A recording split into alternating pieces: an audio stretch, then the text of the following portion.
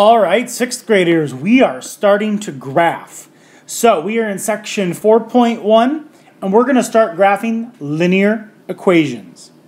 Now, when you take notes, you do not need to take notes on graph paper. You're more than welcome to, but you can always just make a rough sketch of the graph in your notes.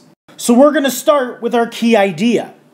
Our key idea is talking about what a linear equation is.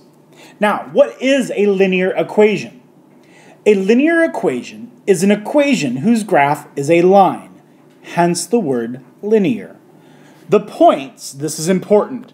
A lot of students, actually most everyone understands that a linear equation is a line.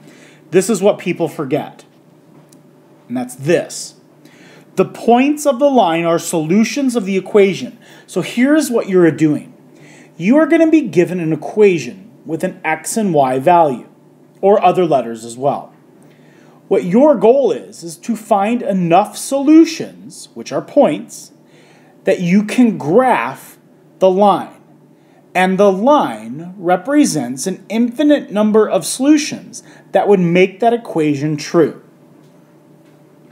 So you can use a graph to show the solutions of a linear equation.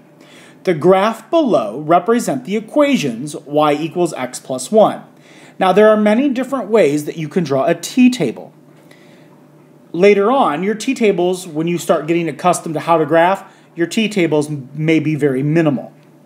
So x, y, and then here's your xy. This is your ordered pair. So here's your equation. All the values of x and y that make it true. Now they've only picked 3 solutions, and that's what I would want you to do. You can pick more than 3, but you must pick at least 3. So in this case, negative 1, 0. If you plugged in negative 1, so here's the x is what you plug in. We're going to plug in negative 1. Negative 1 plus 1. If you actually did that, negative 1 plus 1 is 0. So then your y value is 0. So I plug in, or I graph, negative 1, 0. Then I graph 0, 1, and then 2 plus 1, that gave me 2, 3. So if you draw a line, make sure you use a straight edge or a ruler, your line is going to be linear. It makes a straight line. Now, before we've talked about direct variation. Does this line represent direct variation? No, because it doesn't go through the origin. Now, the first thing I'm going to tell you is this. There are many ways to graph. And you're going to, by the end of this year, be able to see all the different ways that you can use to graph one equation. So here's the equation, y equals negative 2x plus 1. So, make a table of values. In this case, what I'm going to do is I just make a table of values. The x is what you plug in, the y is what comes out. So I always suggest you pick anything you want. You can pick anything. 5, 2, 3.5, pi, negative 1,000,000. It doesn't matter. But whatever you have to use, you have to graph. My suggestion is always to use like negative 1, 0, and 1. Or 0, 1, and 2. It doesn't matter. So I'm going to pick negative 1, 0, and 1. And I'm going to take them and plug them in. Now, I'm going to show you 2 different t-tables that you could use. The first one is very simple. You take the value of negative 1 and you plug it in for x. So this gives you negative 2 times negative 1, which is 2, plus 1, which would give you 3. So your ordered pair would be negative 1, 3. There's one option. The other option is if you needed to actually show the work, you could put your equation in the middle and you'd plug in negative 1.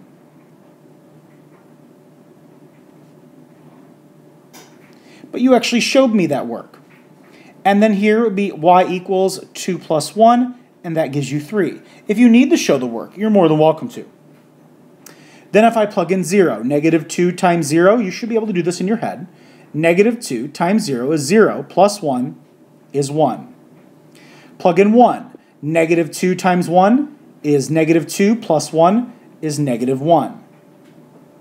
Now, you're going to actually be seeing patterns here. Do you notice that this is negative 2? As x increases by 1, x increases by 1, y decreases by 2. And this is going to lead later on. You actually don't need to know this for today. But as x increases by 1 and y decreases by 2, remember what slope is?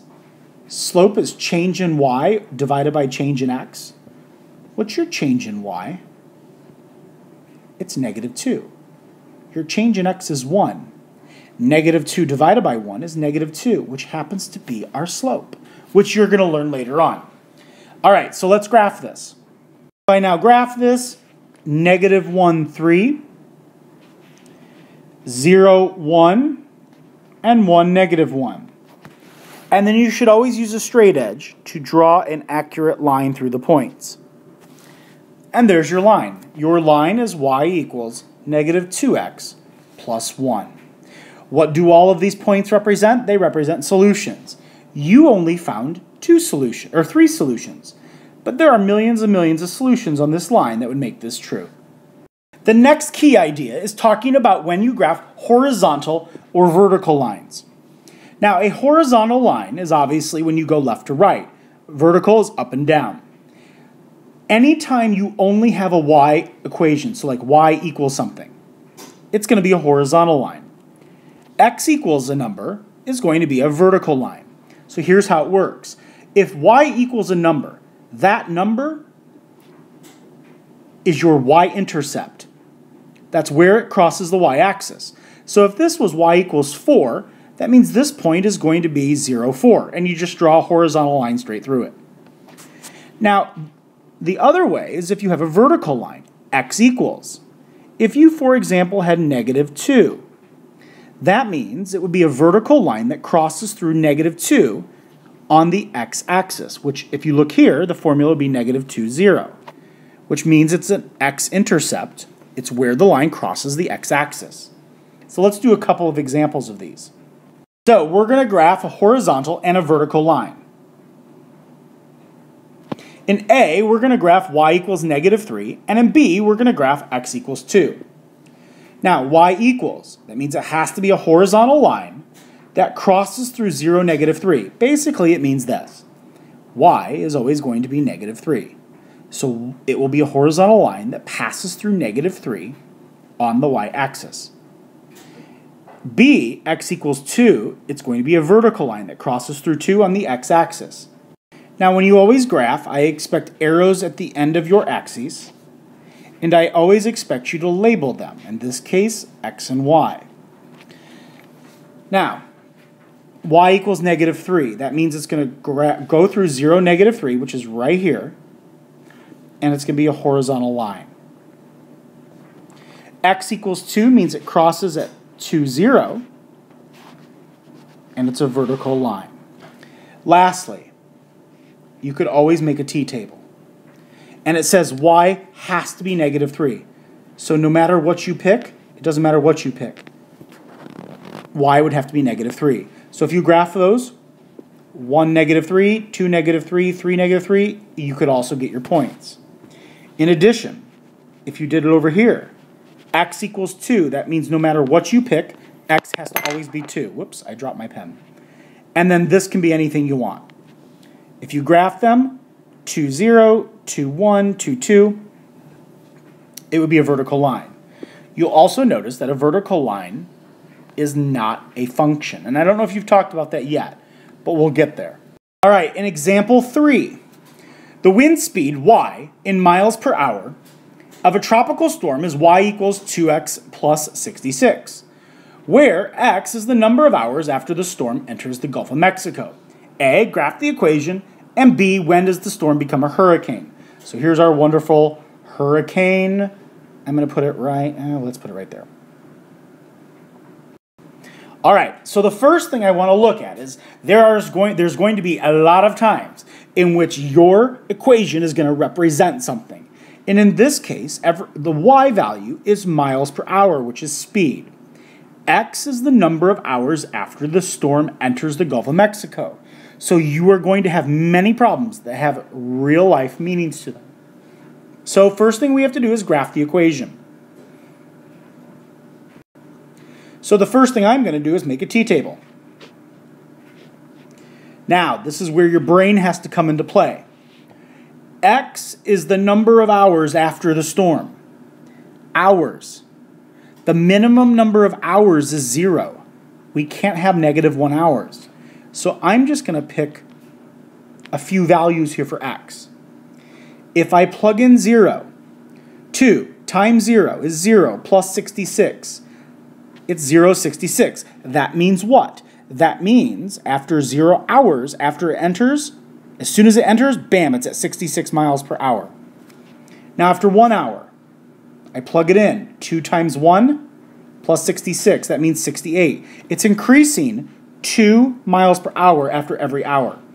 So now I plug in 2. 2 times 2 is 4 plus 66, is 70. And if I plug in 3, I get 72. So now we have to graph this. So let me show you something. When you graph, I only need the positive quadrant here, which is quadrant 1, because we're talking about positive values. X is speed. Number of hours. We label. Y is speed. Miles per hour. Now, number of hours is going to be 1, 2, 3, 4, 5, and so on. And obviously that's 0. Now, notice that we start with 66 here. So what I would do, and I don't know if it's going to let me since I already drew it, and it's not. I'm going to put a break in my graph. And it looks like this. So it would actually look like, and that break is very small. That break lets me know, I'm going to do it in red. Lets me know that I can skip some values. That looks really bad. I'm going to actually pause the video and erase this and then come back. There we go, that's much better. So now I have them labeled. Notice the break here. So I can start by counting by 2s, and that's what I did. Make note that they did not put all of them here, but this would be 62, 66, 70, 74, and so on. So they counted by 2s. Make sure you always count by the same increment. You can't go to 60 and then you can go to 62 and then go 63, 64. You can't do that. Now we graph all the points. 0, 66, 1, 68, 2, 70, 3, 72, and so on. Notice that my graph does not have an arrow right here. Please make note of this. The graph does not, right here, bam, it starts. You can't have a negative number of hours, so therefore it starts here and goes to the right. It looks like a ray. So the question is when does the storm become a hurricane? Well, here's my problem right here. The storm becomes a hurricane at least 74 miles per hour. So when does it come at 74 miles an hour? Here's 74. It's at 4 hours. So part B is in 4 hours, it would become a hurricane.